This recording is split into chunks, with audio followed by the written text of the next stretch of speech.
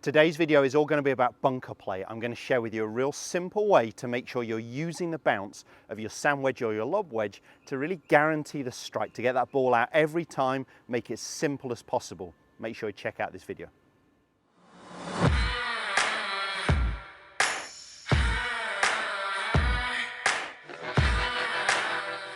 Set that face open early in the backswing. Now that was the best strike of the bunch, and you can see how that ball reacted there on the... Welcome back to the TruGolf Academy. You've joined me, Jon Watts, today, and today we're going to be discussing bunker play, as I mentioned there in the intro. It's going to be really simple how to activate the bounce of the golf club to mean that you strike the ball better when you're in the bunker, facing a bunker shot like I am here. If you're new to my channel and you haven't already, please do consider subscribing. It's free to do so, at least 2 instructional videos a week, but we're going to jump right into it now. Let's get cracking. So what I've got for you here is a really simple drill to make sure you're activating the bounce of the golf club. So the bounce of the golf club literally is the fact that the trail edge is actually lower than the lead edge, but we really want to open that club face up at setup, but we can also do it in the swing to make sure we're activating that bounce and getting the club gliding correctly, skimming correctly. So what I want you to do, I do want you to open the face at setup, but what we're going to mainly be discussing is what we're trying to do in the golf swing. And we're trying to really feel like that club face points back towards us in the backswing. And a great drill you can do is literally just get some sand on the club. You may well have seen this before, and feel like we're going to toss that over our shoulder towards the target. So we're keeping that face open during the movement here.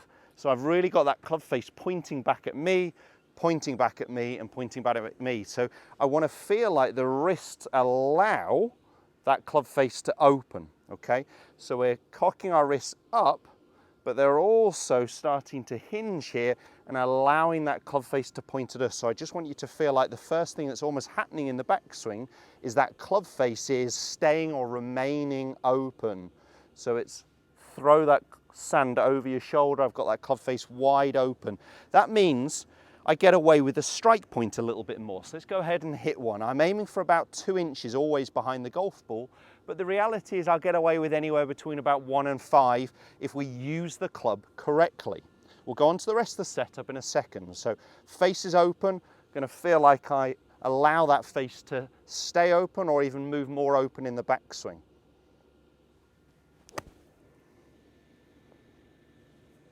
Okay, so was the strike perfect?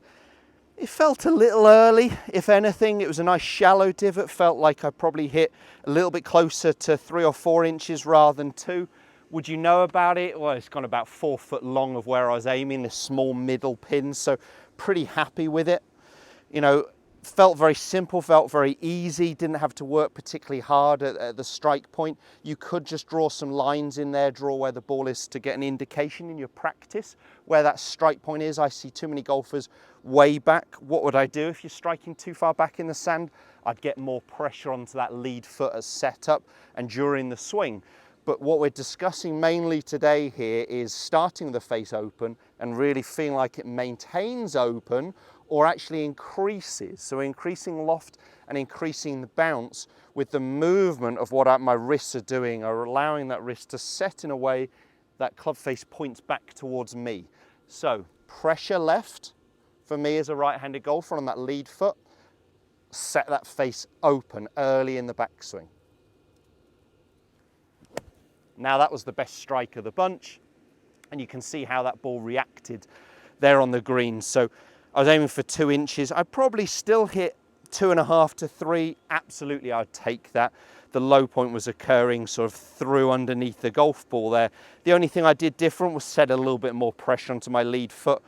But you can see there a real splash of the sand. What we don't want to see is digging in where you bury, something down into the sand there, going in with the leading edge of the golf club. The only time we really want to dig a little bit more in a bunker shot would be a bare lie, so not much sand, or a plug lie where the ball's really sitting down. And rather than discuss that today, I've filmed a video on bad lie bunkers, and I'll put a link just here, well worth checking out if that is of interest to you if you struggle at all with those particular lies. Today we're talking about when there is a normal bunker shot, there's enough sand in there. A lot of golfers blame there not being enough sand as soon as they hit a bad shot. What it tends to be is their strike point too far back.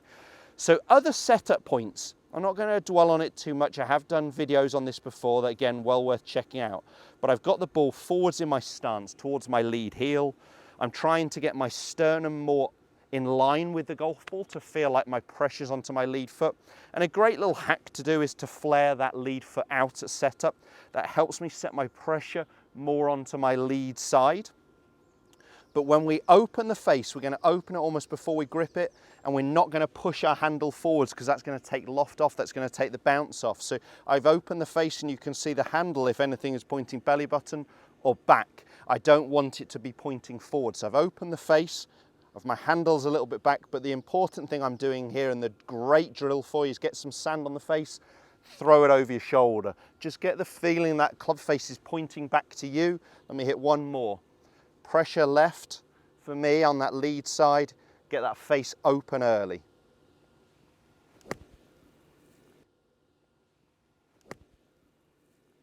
Oh, it's going to come up just a couple of yards short.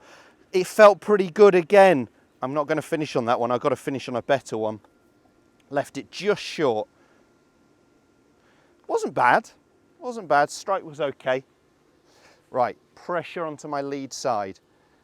Activate the bounce. Just don't worry about what the wrists are doing. Just make sure that club face is pointing back to you, and you'll get the feel of what's happening with the wrist to achieve that. So it doesn't really matter what flag we're talking about here. Pressure on lead side, face pointing at you.